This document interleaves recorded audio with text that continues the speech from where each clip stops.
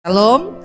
Iya, terima kasih buat Bapak Gembala dan seluruh jemaat yang mempercayakan pelayanan ini pada saya. Puji Tuhan. Tapi ya mau di mana saja yang namanya pergumulan, masalah itu selalu ada. Di Indonesia orang berpikir mau lari ke luar negeri ya untuk kehidupan yang lebih baik ya. Sekarang lagi pada berbondong-bondong ya, dan mereka semua di sana lagi berkata berbahagialah kalian yang sudah ada di luar negeri gitu ya. Tapi saya percaya ya di sini pun kita semua pasti punya pergumulan dan tantangan juga kan. Ya bahkan mungkin ada sebagian orang berkata saya tuh ya pengen sebenarnya di Indonesia, tapi gimana? Jadi mau dimanapun juga yang namanya hidup itu ya pasti ada masalah ya. Jadi kalau saudara masih ada masalah itu berarti masih ya, kalau sudah nggak ada masalah berarti sudah mati itu ya. Nah hari ini kita akan sama-sama belajar dari seorang tokoh di Alkitab yang dia juga dibuang saudara ke satu negara yang bukan negaranya, dan itu bukan karena kemauannya tapi karena kemauan Tuhan.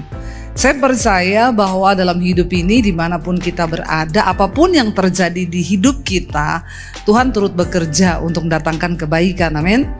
Tapi bagi kita yang terpanggil sesuai dengan rencana Tuhan dan yang mengasihi Tuhan loh. Ya, kalau nggak mengasihi Tuhan ya mungkin bikin-bikin jalan sendiri, saudara akan berputar-putar di padang gurun, lebih lama, lebih stres. Ya, tapi bagi orang yang berjalan bersama Tuhan itu Tuhan turut bekerja. Ya, tidak buat semua orang ya, ingat ya. Tapi bagi mereka yang sungguh-sungguh mengasihi Dia, yang terpanggil sesuai dengan rencana Tuhan. Saudara, di Alkitab ada seorang tokoh, saya mengambil Daniel hari ini. Bukan karena suami saya namanya Daniel ya, tapi di Alkitab ya. Kita lihat bersama ya, ketika itu bangsa Israel itu siklusnya menghormati Tuhan, bertobat, lalu disertai Tuhan, berdosa, lalu dihukum Tuhan, lalu bertobat lagi, dipulihkan Tuhan lagi, disertai Tuhan lagi, lalu berdosa lagi, dihukum lagi, menderita lagi, bertobat lagi, ya dikasihi lagi, berdosa lagi, seperti itu. Ya, saya berdoa kita tidak seperti itu, amin. Karena kita sudah belajar dari Alkitab, nggak enak kita hidupnya itu seperti itu. Kalau udah tobat ya tobat terus, amin. Jangan balik-balik lagi supaya hidup itu nggak menderita, karena dosa itu membawa penderitaan. Lalu ketika bangsa Israel di satu saat mereka itu memberontak terhadap Tuhan, mulai mengikuti keinginan daging mereka, menyembah berhala dan beralih daripada Tuhan.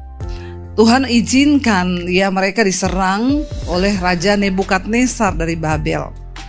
Ya, dan akhirnya saudara, beberapa orang itu dibawa ke Babel bukan karena keinginan mereka. Termasuk di dalamnya Daniel, Sadrak, Mesak dan Abednego.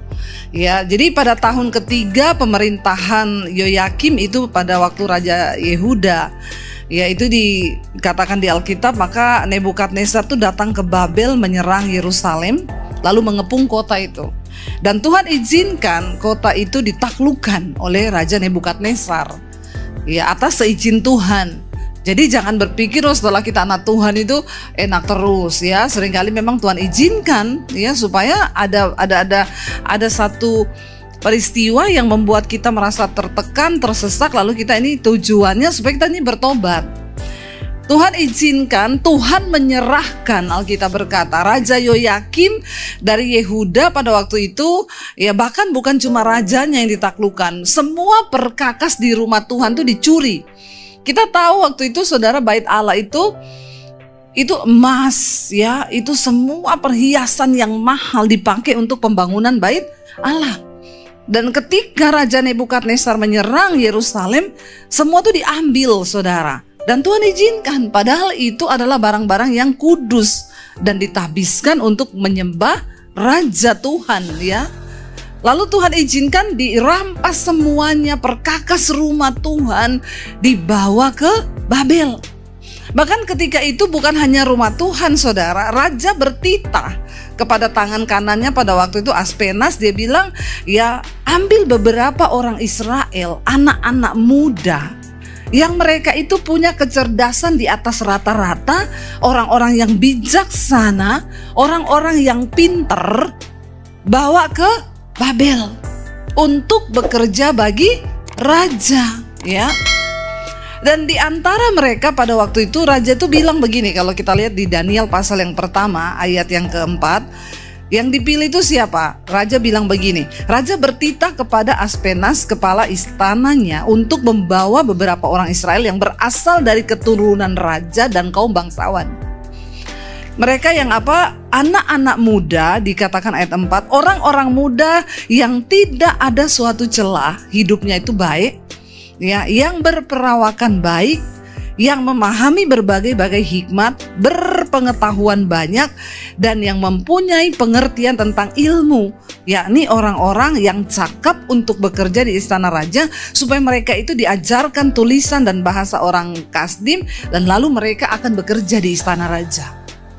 Dan ini bukan kemauannya Daniel, saudara, tapi dia terpilih di antara orang-orang yang dipilih pada waktu itu.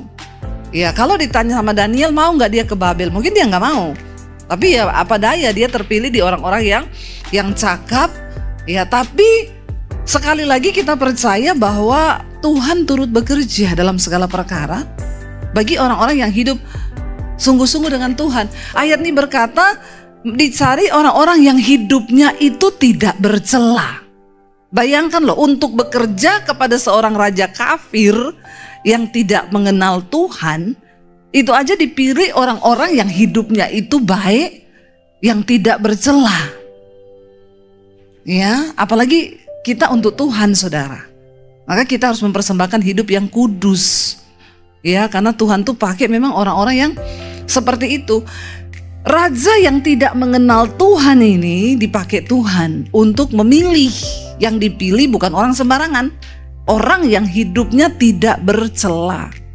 Dimanapun engkau berada, ayo hidup kudus, amin. Karena itu satu-satunya cara agar Tuhan tuh bisa pakai hidupmu. Dosa itu membuat kita terpisah dari Tuhan. Kalau hidup kita penuh dosa, Tuhan gak bisa pakai kita, saudara. Sebaliknya setan yang akan pakai kita justru. Tapi kalau kita hidup kudus, maka itu syarat pertama, pilihan Tuhan itu atas hidup kita. Waktu kita ini hidup kudus, tidak bercela. Makanya saya berdoa buat kalian anak-anak muda yang ada di negeri orang ini. Yang pertama sekali, persembahkanlah hidupmu itu kepada Tuhan sebagai persembahan yang hidup, yang kudus dan ya berkenan kepada Tuhan. Waktu kita sudah dapatkan perkenanan Tuhan, yang lain itu tinggal cara Tuhan aja yang akan bekerja. Tapi kalau kita hidup dalam dosa, ya saudara, rasanya Tuhan gak bisa ya pakai hidup kita. Di Alkitab semua orang-orang yang dipilih Tuhan adalah orang-orang yang mempersembahkan tubuhnya kepada Tuhan, hidup kudus, ya. Dan dipilihlah mereka ini, Daniel, Sadrak, Mesak, Abednego. Dan Alkitab berkata karena mereka ini hidupnya memang kudus, tidak bercela, ketika dibawa di istana raja, mereka dikasih makan makanannya raja. Ya, bayangkan loh. Dan disuruh minum anggur wine itu yang buat raja. Tapi mereka memilih untuk tidak menajiskan diri dengan apa yang menjadi santapan raja. Mereka bilang enggak. Lalu pada waktu itu kepala makanan dan minuman di istana berkata, kenapa kamu harus makan ini? Karena ini makanan pilihan supaya kamu tuh sehat, otakmu pintar dan cerdas. Tapi mereka bilang bisa diuji. Kami nggak mau menajiskan diri dengan makanan raja dan minum-minuman raja, anggur semua itu. Kami akan menjaga hidup kami dan kamu bisa uji. Lalu dibikin percobaan, saudara. Mereka yang dikasih makanan raja dengan Daniel, Sadrak, Mesak dan Abednego, ternyata kecerdasan mereka justru melampaui rata-rata orang-orang yang ada di sana. Waktu kita ini hidup takut Tuhan, saudara, dan kita punya hukum-hukum Tuhan dalam hidup kita, ya, kita nih jadi orang yang berhikmat. Nggak peduli latar belakang pendidikanmu. Waktu kau hidup takut Tuhan, Alkitab berkata di depan raja-raja kamu akan berdiri. Itu janji Tuhan. Saya nggak pernah mau mendoakan orang kalau minta didoakan. Maaf ya, Bukannya saya ini nggak mau kerja sebagai hamba Tuhan, tapi tugas saya bawa saudara ketemu Tuhan. Nggak ada pendeta hebat, yang ada tuh Tuhan yang hebat, amin. Kau harus ketemu dengan Tuhan sendiri, ya. Untuk doa kita didengar Tuhan tuh, untuk doa tuh nggak ada just tip. Ya, kalau beli barang dari sini ke Indonesia masih ada just tip, dari Indonesia ke sini ada just tip. Tapi untuk doa nggak ada just tip, termasuk lewat pendeta nggak ada. Ya, saya selalu berkata, nggak usah titip doa sama pendeta. Nggak ada lah pendeta mau nangis buat lu. Jujur aja ya nggak? Ya, coba tolong mikir. Ya, nggak ada. Karena doa yang didengar Tuhan itu doa yang lahir dari hati. Saya nggak mungkin berdoa dari hati lah buat kalian. Siapa? Lu bukan anakku, iya nggak? Ya, saya akan menangis buat orang yang ada di hati saya. Ya, makanya saudara nggak usah titip doa. Makanya Yesus ketika perempuan-perempuan menangis waktu dia pikul salib, Yesus bilang apa? Nggak usah nangis buat aku, tangisi dirimu sendiri dan keluargamu. Ya, karena ya jujur emang iya. Ya, saya paling nggak suka apalagi kalau orang, Bu, doakan suami saya. Ya, kenapa? Suami saya selingkuh. Saya nggak mau doakan suamimu, Bu. Kenapa? Saya nggak cinta sama suamimu. Ya, saya nggak akan doa sungguh-sungguh buat suamimu. Saya kalau doa buat suami saya nangis karena saya cinta sama suami saya. Saudara ngerti nggak maksud saya? Ngerti ya?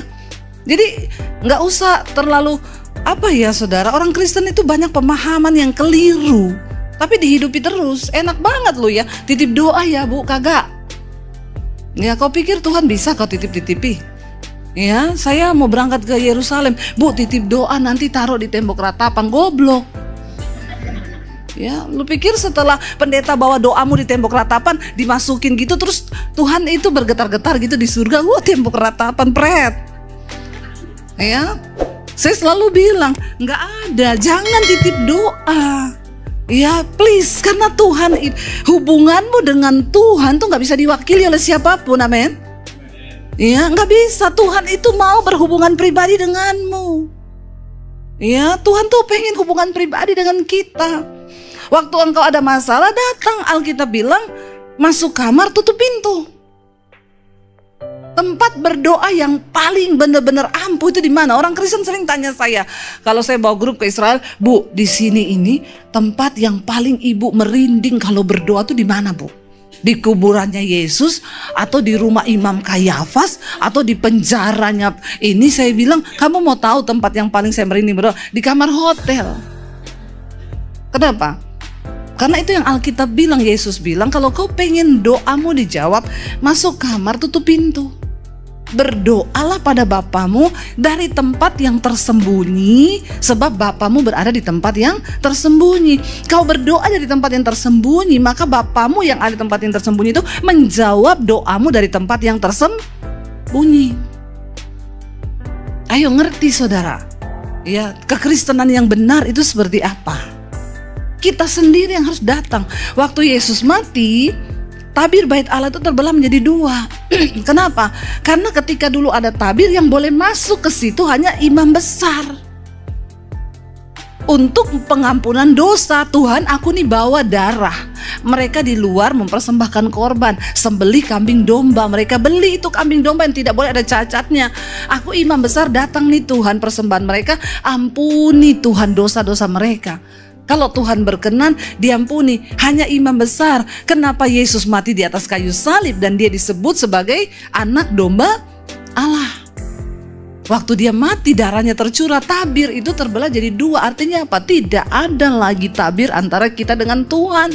Semua orang berhak masuk sendiri untuk ketemu Tuhan lewat darah Kristus. Itu saudara. Dan akhirnya ketika saya bertanya sama Tuhan, siapa engkau Tuhan? Ya, dan puji Tuhan, Alkitab bilang kalau kau mencari Tuhan, Tuhan itu berkenan untuk ditemui. Cari Tuhan sampai kau menemukannya. Waktu saya bertemu dengan Tuhan, apa yang terjadi? Saya dilawat Roh Kudus saat berjam-jam saya nangis, merasa diri saya kotor, berdosa. Karena Alkitab berkata ketika Roh Kudus turun atas seseorang, maka Roh Kudus akan menginsyafkan orang itu yang pertama akan dosa, kebenaran, dan penghakiman. Makanya hanya orang-orang yang dipenuhi Roh Kudus yang tahu bahwa ada dosa, ada yang namanya kebenaran, dan ada yang namanya penghakiman. Kalau orang nggak percaya ada penghakiman, berarti dia itu nggak ada Roh Kudus. Karena Alkitab berkata, kalau Roh Kudus turun atas seseorang, maka Roh Kudus akan menginsyafkan orang itu akan dosa, kebenaran, dan penghakiman. Nah, kenapa ada Kristen-Kristen yang tidak tahu dosa, nggak percaya akan ada penghakiman? Oh, kita kan sudah nggak dihakimi. Nanti Tuhan datang, kita langsung auto masuk surga, pret lu. Banyak orang Kristen yang model begitu. Saya bilang maaf ya, kamu mau ke istana presiden aja, itu nggak bisa sembarangan. Ya, ada kemarin orang diusir, datang pakai celana pendek, ditanya sama penjaga pintunya, mau ngapain, mau ketemu, ini nggak bisa. Lu tahu nggak aturan datang ke istana presiden itu seperti apa? Kamu harus janjian dulu. Kamu layak atau tidak untuk masuk itu sudah ada aturannya. Apalagi kamu datang pakai celana pendek dan sandal begini yang nggak mungkin diterima. Itu istana presiden yang hanya bangunan di dunia. Lah kalau di sorga, maaf saudara, itu tempat yang sangat mulia. Kau nggak disuruh pakai jas nggak, tapi kita harus pakai jubah kekudusan. Di kitab Wahyu dibilang, jagalah jubah itu tetap putih. Ada aturannya. Karena sorga itu bukan untuk sembarang orang. Ya, yang mengerti ini, Alkitab berkata, waktu Roh Kudus turun atas seseorang, Roh Kudus menginsyafkan orang itu akan dosa, kebenaran, penghakiman. Untuk pertama kalinya ketika saya dijamah Tuhan, saya rasa diri saya kotor. Tadinya kagak, saya merasa paling benar. Saya merasa paling baik. Ya, saya merasa yang salah itu orang tuaku, yang salah itu dia. Kenapa saya jadi begini? Karena kau dan kau. Tapi ketika Roh Kudus turun, tidak ada kata yang terucap. Saya cuma bilang, ampuni aku Tuhan, aku nih orang yang kotor, aku tuh berdosa. Karena roh pertobatan tercurah dalam hati kita, mengerti akan dosa, kebenaran, dan penghakiman. Bahwa penghakiman itu ada, saudara. Kalau Tuhan Yesus datang kali yang kedua, Yesus itu pertama kali datang sebagai juru selamat. Dia lahir ke dunia membawa keselamatan, tapi dia akan datang kembali yang kedua nanti menjadi seorang hakim yang akan menghakimi semua manusia. Untuk kita ini bisa memberi pertanggungan jawab terhadap hidup kita selama kita ada di dunia, dan kita akan diberi upah.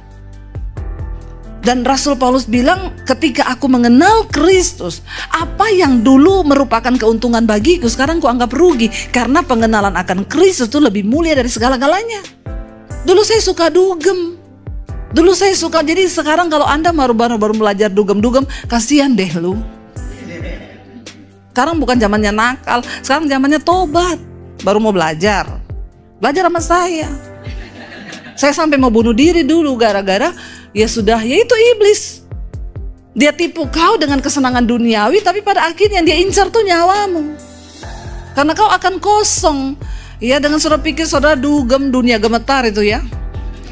Gemetar-gemetar di sana, dan saudara pikir kebutuhan jiwa manusia. Ingat loh, jiwa kita ini tidak terbatas. Jiwa tuh nggak terbatas.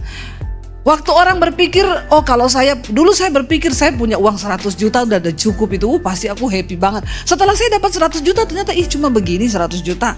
Lalu saya bilang kalau saya punya 1M pasti saya akan luar biasa. Setelah saya punya 1M, cuma begini toh punya 1M. Karena jiwa tuh nggak terbatas. Kenapa banyak orang ini nikah lagi? Karena memang jiwanya itu nggak terisi.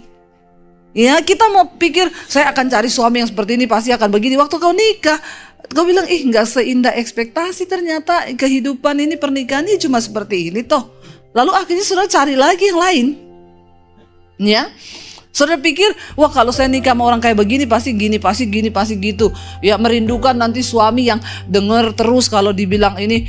Makanya banyak orang sakit jiwa tuh. Di Jepang sekarang diciptakan robot untuk laki-laki tuh pada nikah sama robot. Ada seorang pria yang dia udah cerai 3 kali. Dia nikah sama robot, ditanya, kamu kenapa nikah sama robot? Saya udah 3 kali nikah sama perempuan, bikin pusing otak. Saya mau gila nikah sama perempuan. Jadi saya pilih nikah sama robot. Enak, gak protes. Tapi dia lupa, lagi berhubungan robotnya korslet, mati kau. Semua kan ada resiko toh. Lah, apa sih hidup ini? Mau cari enaknya sendiri enggak bisa. Ya, jadi saudara, jadi kalau jiwa manusia ini loh, jiwa kita itu tidak terbatas, karena itu jiwa ini hanya bisa diisi oleh sesuatu yang tidak terbatas.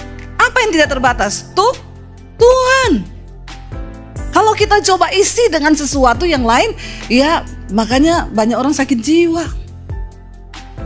Tapi kalau Tuhan sudah ada di sini itu udah saudara, apapun udah Tuhan itu udah segalanya. Ya, makanya sekarang saya hidup itu udah, Tuhan tuh udah segala-galanya nih buat saya, sudah nggak ada lagi yang lain. Ya, nggak ada yang kuingini lagi selain Tuhan. Makanya firman Tuhan bilang, karena barang siapa hidup menurut daging, dia tidak akan masuk dalam kerajaan Allah. Tetapi jika oleh roh engkau mematikan perbuatan dagingmu, maka kau akan hidup. Jadi satu-satunya cara matikan daging kita, ya rohmu itu dihidupkan, dikuatkan manusia rohnya. Kalau manusia rohmu sekarat, bagaimana kau bisa kalahkan daging? Makanya aja orang bilang, saya tiap hari bersinah bu, saya tiap hari nonton film porno, nggak usah angkat tangan. Saya tahu muka-mukanya di sini. Ya, tapi saya nggak mampu, kuatkan rohmu. Ya, kuatkan rohmu supaya dagingmu tuh tunduk. Karena orang yang hidup menurut daging nggak mendapat bagian loh di sorga. Alkitab yang bilang loh, sebab keinginan daging bertentangan dengan kehendak Bapa. Daging tidak mungkin tunduk pada hukum Allah, karena memang dia memusuhi Allah. Tapi kita harus taklukkan daging kita. Makanya Rasul Paulus berkata, karena itu aku melatih tubuhku ini dan menguasainya seluruhnya, supaya jangan setelah aku memberitakan Injil, aku ditolak sama Tuhan karena dagingku. Ini daging ini bahaya sekali. Coba cubit dagingnya. Cubit semua, sakit gak? Nah itu, memang daging itu gak bisa tersinggung. Sakit. Ya, dengar fitnah dikit, daging aku belum tahu ya dia siapa aku. Emang siapa lu? Ya, aku gini-gini punya harga diri. Piro harga dirimu? Sudah dibeli lunas sama Tuhan. Jadi kalau kau difitnah, diam aja, doakan orangnya, amin. Nggak usah banyak protes. Dagingmu lagi dilatih sama Tuhan. Semakin kau dihina, nggak apa-apa, semakin dagingmu mati. Ambil kesempatan-kesempatan begitu itu untuk mematikan daging. Ini kok saya jadi lari ke daging terus ya? Padahal saya enggak mau berikhtiar untuk khotbah daging loh, tapi kok banyak ya daging di sini ya. Ya kita ngalir aja dengan Roh Kudus, saudara, hati-hati karena banyak anak muda di sini. Ya, kedagingan itu hal yang sangat bertentangan dengan Tuhan. Lalu saya mulai berubah, saudara. Karena semua orang yang berjumpa Tuhan Yesus pasti jadi. Amin. Pertanyaannya, sudah anehkah saudara? Ya, orang yang ketemu Tuhan Yesus aneh. Tadinya merokok, jadi nggak merokok. Aneh enggak? Aneh. Tadinya suka dugem, nggak dugem lagi. Aneh enggak? Aneh. Tadinya emosian, gampang tersinggung. Sekarang enggak. Aneh enggak? Aneh. Ya. Tadinya pakai baju yang belum jadi, nggak ada benangnya dipakai. Nah, sekarang terima Yesus. Ya, berubah, pakainya sopan karena menyadari tubuh ini bait Allah. Aneh enggak? Aneh. Tadinya marah-marah, kepahitan, emosi. Ya, tadinya pelit, minta ampun. Setelah ketemu Yesus suka menabur, suka memberi. Itu aneh enggak? Saya berdoa saudara jadi Kristen yang berdampak, saudara. Kalau ada orang, tuayan itu menguning sekarang. Sekelilingmu, temenmu, banyak orang stres, banyak orang depresi. Kau nggak perlu ayat hafal di dalam 1 Timotius pasal yang ke-7. Kak, nggak usah alay lebay, nggak usah. Kau cuma cukup rangkul dia dan katakan, aku mau berdoa ya buat kamu, Tuhan mengasihimu loh. Itu aja, karena tuayan ini hari-hari ini menguning. Sedikit aja kita tuh jamah orang, dia bisa hari itu terima Tuhan Yesus. Ayo saudara, sudah berapa banyak jiwa yang kau menangkan buat Kristus? Itu jadi pertanyaan, karena ketika Tuhan datang, ketika kita mati, dia nggak tanya pencapaianmu, nggak ditanya ijazahmu, nggak ditanya upah kerjamu berapa, depositmu berapa, enggak. Yang dia tanya, berapa jiwa yang sudah kau menangkan bagiku selama engkau ada di dunia. Hari ini Saya cuma mau bilang kalau Tuhan angkat hidup saya, saudara, hari ini saya diundang khotbah di kantor-kantor pemerintahan, depan pejabat, depan gubernur, depan wali kota, depan orang-orang besar. Apakah karena saya pinter? Enggak, karena saya memiliki sesuatu yang orang gak miliki. Apa itu? Firman Tuhan. Daud tuh bilang begini, Daud, aku nih masih muda, tapi aku lebih bijaksana daripada pengajarku. Kalau dipikir pengajar itu berarti kan orang yang lebih tua yang ngajarin kita. Tapi Daud bilang, aku lebih bijaksana dari mereka. Kenapa? Karena firman-Mu kusimpan dalam hatiku. Apa yang membuat hidup kita ini bernilai? Cuma Tuhan. Jadi kau gak usah sok pinter, gak usah sok bisa, karena ya satu-satunya yang bikin hidupmu itu berarti cuma Tuhan. Kalau orang gak punya Tuhan, sepinter apapun kau, gak ada Tuhan. Tapi ketika engkau punya Daniel, ya kenapa mereka diangkat Tuhan di Babel? Saudara tahu kisahnya, saudara baca sendiri nanti di rumah. Alkitab berkata, akhirnya raja cinta banget sama Daniel. Lalu ketika raja panggil semua penguasa-penguasa negerinya, bupati, wali kota dipanggil semua, dia bilang, aku harus bagi dalam 3 daerah kekuasaan. Dan orang tertinggi yang memegang kedudukan itu Daniel. Mengalahkan semua para pejabat di Babel. Maka timbullah iri hati dari para pejabat di Babel. Mereka bilang nih orang baru. Orang lama apa orang baru? Orang baru, gak bahaya tah? Bahaya. Orang yang gak tahu datangnya dari mana, dari Yerusalem itu musuhnya. Bayangkan saudara, itu negara musuhnya loh. Diambil, harusnya kan lu minoritas di sini. Terus lu sapa? Tapi karena ada Tuhan, mereka hidup kudus, mereka punya hikmat Tuhan dikatakan, sehingga dia diangkat menjadi orang tertinggi di antara para pejabat. Ketika dia diangkat mengepalai semua bupati-bupati dan wali-wali kota di Babel, mereka iri, mereka bilang gini, kurang ajar ya, ini anak satu, ini anak kemarin sore, anak muda bisa menduduki jabatan tertinggi dan di atasnya kita, di bawahnya dia, ya kita cari cara dong jatuhin dia. Maka mereka pengaruhi Nebukadnezar, tuanku raja, bukankah Tuhan itu udah bikin patung yang besar? Maka Tuanku keluarkanlah undang-undang, siapapun yang berdoa kepada Allahnya atau dewanya selain kepada dewanya Raja Nebukadnezar, itu harus dihukum mati. Lah raja dibilangin gitu, seneng dong, karena kami ini benar-benar mengabdi pada raja loh. Raja bilang, oke, segera bikin undang-undangnya, ketik, ditulis.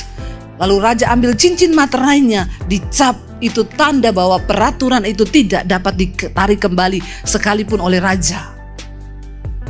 Lalu waktu Daniel dengar peraturan itu dibikin, apa yang Daniel lakukan saudara? Dia lari pulang ke kamarnya di rumah. Dia masuk ke loteng kamar tempat setiap hari dia berdoa. Karena Alkitab berkata, sehari 3 kali Daniel berdoa kepada Allah. Lalu orang-orang itu ngikutin. Yuk kita ikutin dia yuk, dia pasti mau pulang doa. Mereka udah tahu jam doanya. Lalu dia berdoa, semua menyaksikan. Lapor ke Raja Nebukadnezar, Raja, ada orang yang tidak taat. Jadi raja harus segera menghukumnya. Raja bilang, siapa? Daniel. Sehari 3 kali dia berdoa kepada Allahnya. Maka Alkitab berkata, sedihlah hati Raja Nebukadnezar. Kenapa? Karena Daniel orang yang dia sayangi. Karena Daniel memiliki hikmat yang luar biasa, makanya dia tempatkan. Saudara perhatikan, waktu Tuhan yang angkat engkau, 1000 tangan orang yang akan berusaha menjatuhkan engkau, kau gak perlu takut. Sebab Tuhan yang menjamin. Ini yang bekerja sama semua gubernur, bupati-bupati, kepala-kepala daerah, wali kota. Lalu Raja Nebukadnezar bilang, hah Daniel, iya jadi raja segera lakukan hukuman mati, lemparkan dia ke dalam gua singa. Ini raja tolong tanda tangan keputusannya, raja tok dengan cincin materainya. Dan Alkitab berkata, raja pulang ke istananya, di istananya dia berpulang puasa, dia tidak makan, dia tidak minum karena hatinya sedih. Kenapa harus Daniel yang kena hukum? Bahkan ada saat-saat Tuhan izinkan orang yang berkuasa pun gak bisa bela kau. Makanya jangan andalkan manusia, siapapun dia, mau pejabat, mau apa, mau siapapun, tetap andalkan Tuhan, amin. Karena di posisi ini raja orang tertinggi, pemegang kekuasaan, tapi Tuhan izinkan raja gak bisa bikin apa-apa. Ya, raja pulang dengan sedih hati, dia mengurung diri di kamar. Alkitab berkata dia tidak makan, tidak ada penyanyi masuk di ruangannya, tidak ada penari, semua close. Raja lagi berduka, orang yang dia sayang hari ini dilempar ke gua singa. Lalu pagi-pagi benar, sore itu Daniel dilempar ke dalam gua singa. Alkitab berkata pagi-pagi benar raja tuh gak tidur semalam-malaman. Subuh-subuh raja bangun dari tempat tidurnya, yang dia datangi pertama gua singa. Karena batu itu sudah ditutup, raja itu berdiri saudara di depan gua singa itu bertanya gini, Daniel, Alkitab berkata suaranya lirih, ya. Dia bilang, Daniel, dia tunggu, kok gak ada suara. Dia panggil lagi, Daniel, ya. Tiba-tiba Daniel menyaut, iya tuanku raja. Raja bilang, apakah Allah yang kau sembah itu sudah menolongmu? Apakah Allah yang kau puja itu, yang tidak mau kau sangkal namanya itu sudah menolongmu? Dan tiba-tiba Daniel berseru dari dalam, iya raja, Allahku yang sudah aku sembah itu, yang kepadanya aku berdoa sehari 3 kali. Allahku itu yang sudah menyelamatkan aku, dan singa-singa ini tidak memakan aku. Saudara lihat, kita lihat saudara, Daniel pasal yang ke-6, ayat yang ke-5, ayat yang ke-14, di sana dikatakan Daniel 6 ayat 14. Ya, Daniel pasal yang ke-6 atau ayat yang ke-15 bisa tayangkan, Daniel 6 ayat yang ke-15. Waktu mereka lapor bahwa Daniel orang yang sudah harus dihukum mati, Alkitab berkata setelah raja mendengar hal itu maka sangat sedihlah ia, ya, dan ia mencari cara untuk melepaskan Daniel. Loh, raja itu masih cari cara loh. Ya, Daniel pasal 6 ayat yang ke-15. Ya, multimedianya kurang kopi. Ya. Setelah raja mendengar hal itu dikatakan, maka sangat sedihlah ia. Lalu apa? Ia mencari jalan untuk apa? Melepaskan Daniel. Bahkan sampai matahari masuk, ia masih berusaha untuk menolongnya. Raja itu masih terus berusaha cari cara supaya Daniel itu bebas, nggak masuk gua singa. Tapi saudara, apa daya? Ya, hukum udah dibuat, sudah ditok dengan cincin materainya, nggak bisa ditarik. Ada saat-saatnya di hidup ini bahkan orang tuamu gak bisa tolong kau. Ya, jadi jangan pernah harapkan siapapun yang kau pikir bisa tolong. Andalkan Tuhan. Lalu dikatakan di sana, lalu bergegas-gegaslah orang-orang itu menghadap raja serta berkata kepadanya, ketahuilah raja bahwa menurut undang-undang orang Persia tidak ada larangan dan keluaran yang dapat diubah. Mereka bilang, raja jangan macam-macam ya. Gak ada lagi undang-undang yang bisa kau rubah sekalipun kau tuh raja. Ayat yang berikutnya dikatakan di sana, coba lihat. Ya, ayat selanjutnya dikatakan di sana saudara, sesudah itu raja memberi perintah, lalu diambillah Daniel. Ya, dikatakan lalu sesudah itu raja memberi perintah, lalu diambillah Daniel dan dilemparkan ke dalam gua singa. Ya, dan berbicaralah saudara raja kepada Daniel, Allahmu yang kau sembah itu dengan tekun, dialah kiranya akan melepaskan engkau. Raja bilang, aku udah gak bisa. Ya, biar Tuhan yang kau sembah dengan tekun itu aja yang lepaskan engkau. Ya, maka dibawalah sebuah batu dan diletakkan pada mulut gua itu. Lalu raja mencap itu dengan cincin materainya, dan dengan cincin materai itu para pembesar-pembesarnya, supaya dalam hal ini Daniel tidak dapat lagi dibuat perubahan apa-apa. Bayangkan ya, orang itu kalau memang iri hati saudara, dia akan cari cara untuk bunuh engkau, untuk halangi karirmu, untuk lakukan sesuatu agar kalau bisa kau mati. Kenapa kita perlu bergantung sama Tuhan? Karena dunia ini terus berubah. Kita nggak pernah tahu, ada orang-orang, kita ini hidup benar, baik, Ada yang suka, ada yang tidak suka. Kita hidup jahat juga banyak juga yang tidak suka. Ya karena memang ya namanya manusia itu tidak semua orang suka dengar berita keberhasilanmu. Banyak yang nangis waktu dengar kau berhasil. Karena mereka nggak suka memang. Ya. Tapi sebaliknya ketika kau sial, banyak akan tersenyum dan tertawa. Inilah kehidupan. Ya. Dan ketika orang nggak bisa tolong, ya udah, ya orang iri hati pengen bunuh, nggak bisa dibuat apa-apa. Lalu ayat yang selanjutnya dikatakan di sana, lalu pergilah raja ke istananya, saudara, dan berpuasalah ia semalam-malaman. Ia tidak menyuruh orang penghibur-penghibur, penyanyi datang, dia tidak dapat tidur. Bayangkan raja nggak tidur loh, nggak makan, nggak ada penyanyi. Biasanya kan malam di istana raja itu rame, Inul diundang, Dewi Persik diundang, nyanyi saudara, Justin Bieber ya. Tapi kali itu raja bilang, nggak, aku lagi sedih. Karena orang yang aku sayang mau dihukum mati. Dan lalu kita berkata pagi-pagi sekali ketika fajar menyingsing, raja langsung berdiri dari tempat tidurnya dan dia buru-buru pergi ke gua singa, pengen tahu Daniel itu udah mati. Dia sedih sekali. Ketika ia sampai dekat gua itu apa dikatakan? Berserulah ia kepada Daniel dengan suara yang sayu. Pelan-pelan dia ngomong gini, Daniel, hamba Allah yang hidup, Allahmu yang kau sembah dengan tekun itu sudah sanggupkah ia itu menolong dan melepaskan engkau dari singa-singa itu? Lalu Daniel bilang kepada raja, ya raja, kekallah hidupmu. Kaget, padahal raja ngomong pelan-pelan karena dia berharap nggak ada suara pasti. Udah tinggal tulang belulang, udah mati nih. Ternyata dia bilang, kekallah hidupmu. Allahku telah mengutus malaikatnya untuk mengatupkan mulut-mulut singa itu sehingga mereka tidak mengapa-apakan aku, karena ternyata aku memang tidak bersalah di hadapan Tuhan. Tidak salah di hadapan Allah, tetapi juga terhadap Tuanku ya Raja, aku juga nggak melakukan kejahatan. Pastikan hidupmu dalam kekudusan, karena waktu kau dianggap Tuhan tidak bersalah, maka pembelaan itu datang dari tangan Tuhan. Ini mati loh, depan mata mati, udah nggak ada jalan, udah nggak ada yang bisa tolong sudah. Tapi Tuhan menolong. Dan dikatakan di sana saudara, Allah telah mengutus malaikatnya. Lalu dengan sukacita raja memberi perintah supaya Daniel ditarik dari dalam gua itu. Maka ditariklah Daniel dari dalam gua itu dan tidak terdapat luka apa-apa kepadanya karena ia percaya kepada siapa? Allah. Amin saudara. Orang yang sungguh-sungguh mengandalkan Tuhan, Tuhan akan lindungi engkau saudara. Seberapa banyak pun orang ingin menghancurkan hidupmu, saya ini udah mengalami saudara. Orang mau tutup pelayanan saya, suami saya dituduh curi keyboard. Bayangkan model suami saya begini dituduh curi keyboard di gereja. Astagfirullah subhanallah. Benar-benar itu ya kebangetan fitnahnya.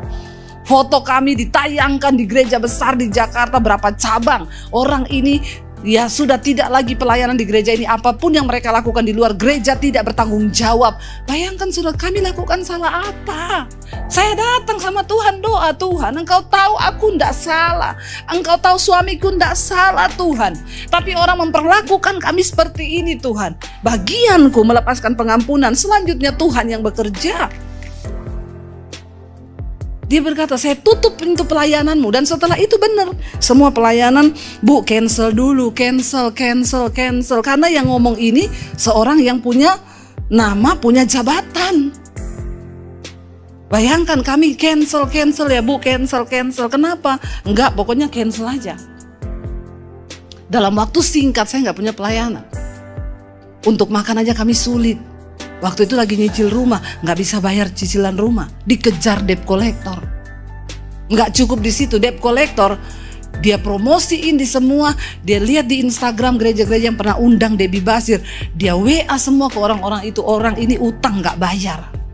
Lalu beberapa gereja itu telepon saya, Bu, ibu nggak bayar utang ya? Bayangkan saudara, dihancurkan hidup kami, kalau bisa mati sekalian.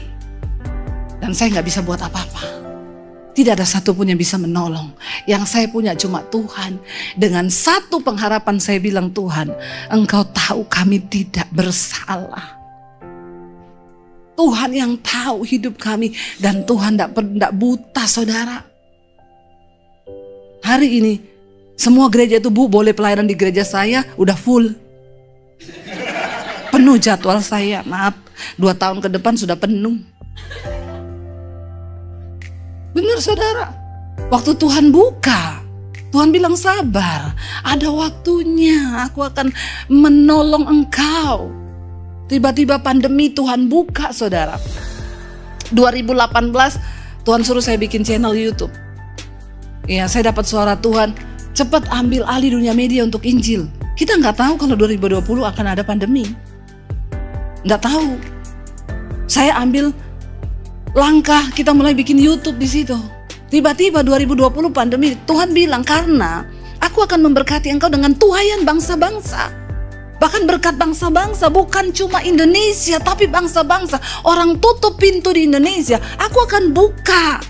Ayo cepat. Lah saya kan gak ngerti media, saya pergi ke TV-TV swasta, TV kabel yang ada di Jakarta. Saya mau syuting nih, saya dapat visi, Tuhan bilang ambil dunia media. Oke, ibu ada uang 60 juta, bayar dulu, bikin 10 episode, 1 episode 6 juta. Saya tanya, saya bayar 60 juta, pasti tayang? Belum pasti. Dalam hati saya, uang aja saya gak ada. Udah gitu kalau ada pun saya pinjem-pinjem mungkin, tapi gak pasti tayang ini. Langsung muntaber saya saudara. Mundur teratur tidak berkabar, muntaber. Biar tahu-tahu sedikit ya istilah-istilah dari Indonesia. Orang Indonesia itu sangat-sangat kreatif bikin istilah. Ya, maka ubur-ubur ikan lele. Ya, harus tetap bersyukur le. Lalu saudara, saya datang disuruh bayar, nggak ada duit saya, apalagi nggak pasti tayang. Ya muntaber sudah, mundur teratur tidak berkabar. Hari ini itu TV, WA saya terus, Bu, kita mau kerja sama dengan ibu. Ibu yang tentuin berapa kali tayang, minta persembahannya berapa, nanti akan kami pertimbangkan. Saya bilang maaf, penuh. Tuhan itu kalau ngangkat kita nggak tanggung-tanggung. Akhirnya 2018 kami mulai bikin YouTube. Saya mulai ini, ya Tuhan bukakan begitu gara-gara saya pelayaran ke Bali. Saya lihat ada orang syuting-syuting di restoran situ. Saya tanya, Mas, kamu lagi bikin apa nih? Bikin TV Bu, di mana? Di YouTube. Oh bisa, bisa. Ya tergantung ibu punya konten apa. Dalam hatiku biasa aja, keles. Baru nanya aja udah sirik. Memang orang-orang itu banyak sirik saudara. Ya, sekarang yang dia bikin itu udah tutup, nggak berkembang. Yang waktu itu dia ngomong ke saya, ya tergantung ibu emang punya konten apa, biasa aja, nggak usah gitu. Dia nggak tahu saya sedang bawa satu visi Tuhan yang besar. Saya pulang dari Bali, saya bilang ke suami saya tahu YouTube nggak usah bayar, syuting pakai iPhone bisa, nggak usah pakai studio yang mahal-mahal. Kita cari lightingnya sinar matahari saja, murah meriah dari Tuhan semua ya toh. 2018 bikin YouTube. Mulai naik pelan-pelan, tayangin khotbah, lumayan yang nonton. Pas 2020 pandemi, channel saya waktu itu baru 50.000 subscribe-nya. Belum dapat uang lagi dari YouTube waktu itu. Tapi kami cuma setia aja, memang tujuannya Tuhan bilang kan ambil alih dunia media untuk Injil. Tiba-tiba pandemi datang saudara. Saudara tahu, gereja tutup, semua orang gak bisa ibadah. Ya, channel saya satu hari nambah 1.000 subscribe satu hari. Kok enggak wow ya? Wow dong. Sudah punya channel belum? Ngerti nggak susahnya cari subscribe? Biar saudara share 10 orang, untung-untung 1 yang subscribe. Iya nggak? Ya. Udah share 1 video nonton 2. Itu pun saya sama temen saya udah saya ancam nonton. Awas. Udah pakai ancaman itu. Ya saya punya itu saudara di pandemi 1 hari 1.000 nambahnya. Padahal YouTube bilang kalau ada channel 1 minggu nambah 1.000 tuh hacker. Lah punya saya di hacker malaikat. Hari ini hampir 900.000 subscribe-nya. Saya doa tahun ini 1 juta subscribe, amin. Dan bukan cuma itu saudara, benar, tuaian bangsa-bangsa. Bagaimana Tuhan memberkati kami lewat YouTube. Ketika pandemi datang, yang tadinya kita mau jual rumah, mau pulang ke Solo karena bertahan dengan 3 anak di Jakarta, nggak ada uang, pelayanan tidak ada sama sekali. Waktu pandemi itu saya baru bilang sama suami gini, kita ini terlalu berani percaya Tuhan loh. Nggak ada gaji bulanan ternyata kita. Hidup itu cuma dengan iman. Terlalu berani kita ini. Terus kita sekarang hidup bagaimana? Tapi saya cuma bilang, Tuhan aku tuh percaya. Ini adegan berbahaya, jangan kau tiru. hanya dilakukan oleh para ahli saja.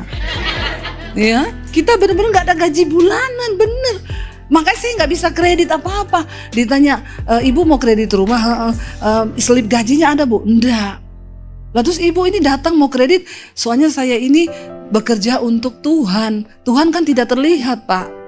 Terus gaji saya dengan iman. Terus kata orang banknya gini, maaf bu, bank kami tidak menerima slip gaji dengan iman. Karena kebetulan bos saya tidak beriman. Iya kan saudara, jadi bingung kan. Dan memang ya seperti itu kenyataannya. Tapi ketika pandemi saudara, wow, Tuhan itu genapi benar tuayan bangsa-bangsa dan berkat bangsa-bangsa. Ya, tiba-tiba kami juga akhirnya dimonetisasi itu channelnya, dan tiap bulan kami dapat gaji dari YouTube, puji Tuhan. Ya, nggak usah ditanya berapa, nanti kau syok lagi. Ya, terus tiba-tiba di masa pandemi itu, ya saya ditelepon sama bank, ibu harus menghadap ke bank. Kenapa ini kok rekening ibu bukan begini loh. Dulu padahal tiap bulan minta maaf itu rekening. Maaf, saldo Anda tidak cukup. Padahal nggak lebaran minta maaf terus. Ya, tapi ketika Tuhan memberkati, ya di tengah masa pandemi kami yang tadinya mau jual rumah, mau gini-gini, ya nggak jadi saudara, karena Tuhan itu cuma semudah Dia membalikkan telapak tangan, cuma semudah Dia berfirman. Di tengah masa pandemi akhirnya kami bangun gereja-gereja di desa-desa, kami bantu hamba-hamba Tuhan di pelosok. Bahkan setelah pandemi saya bangun sekolah misi di Bandungan, Semarang. Itu Tuhan kasih visi, kami sekolahin orang-orang yang mau jadi hamba Tuhan dari Papua, dari pedalaman, semua gratis selama 6 bulan. Dalam waktu 7 bulan pembangunan sekolah selesai dengan biaya miliaran yang tidak masuk akal. Tapi saya nggak pernah pakai proposal, saya nggak pernah ngomong, Tuhan yang bekerja. Dan hari ini saudara, saya mau bilang sama kamu, apa yang terjadi di Alkitab itu bukan dongeng. Ya, kalau masih ada kitab boleh ditambah sini, Debbie 1. Saya cerita tentang lo, ini kan tokoh-tokoh ini karena mereka ngalami Tuhan kan. Ya, maka pada tahun 1994 ada seorang yang bernama Debbie, berasal dari Poso. Ketika itu dia akan bunuh diri karena dia sudah kehilangan harapan dengan hidupnya akibat dosa. Lo benar gak saudara? Tapi saat itu dia berkata, Tuhan, adakah engkau di dunia ini? Lalu Debbie 3 ayat 4 berkata, nanti dibilang saya sesat lagi mau bikin Alkitab baru ini ya. Tapi saya cuma mau bilang real, firman Tuhan itu real, Alkitab itu real. Sehingga kau bisa mencatat kisah hidupmu masing-masing, amin. Itu yang dinamakan kitab kehidupan. Kehidupanmu itu yang dicatat. Apakah namamu itu masuk? Ya kalau catatannya cuma begini, Bambang, ada Bambang sini toh. Kalau ada Bambang saya ganti lagi Joni. Ada lagi saya ganti lagi Bejo gitu ya. Bambang 1 adalah seorang hidup bernama Bambang. Tiap hari dia nonton film porno, bersinah. Kalau kisah hidupnya begini gak dicatat. Kata malaikat bikin kotor, gak usah dicatat. Makanya pastikan nama kita tuh tercatat dalam kitab kehidupan. Dan itu Alkitab real. Makanya saya tuh gak pernah bilang Alkitab tuh dongeng. Saudara mungkin baca kisahnya Yusuf ini, saudara udah berpikir, aduh ini kayaknya dongeng ya. Jangan loh saudara. Karena hari-hari ini anak-anak muda, apalagi Gen Z ini, banyak yang udah gak percaya Tuhan. Ya, ada satu anak sekolah minggu di Jakarta, bukan sini. Pulang sekolah minggu, mamanya bilang, Dek, tadi di sekolah minggu diajari apa? Jadi gini loh, Mam, ceritanya. Gimana? Itu guru cerita ya, Mam. Ketika itu bangsa Israel keluar dari Mesir, lalu ada laut di depannya. Terus Musa ambil handphone. Terus Musa telepon tentara Israel, lalu datanglah helikopter, Mam. Lalu helikopter mengangkat mereka, menyeberang laut itu dan sampai ke sebelah. Terus mamanya bilang, kayaknya kamu bohong. Karena ceritanya bukan seperti itu. Dia bilang, hello Mam, gue ceritain lu aja yang masuk akal, lu gak percaya. Apalagi kalau gue ceritain yang itu guru sekolah minggu bilang, hello ada jalan di depan, lalu Musa ambil tongkat dan jadi jalan, hello please. Apakah menurut lo itu gak gila? Ini loh anak sekolah minggu sekarang begitu. Dia udah gak percaya firman. Yang lebih parah lagi, ada anak sekolah minggu namanya Yosua. Tiba-tiba dia nangis di ruang sekolah minggu di luar. Bapaknya tanya, kenapa lu nangis Yosua? Itu ibu sekolah minggu di dalam bilang aku yang robohkan tembok Yeriko. Terus mamanya tanya, tapi lu kan nggak lakukan itu kan? Ya enggak lama, bukan aku.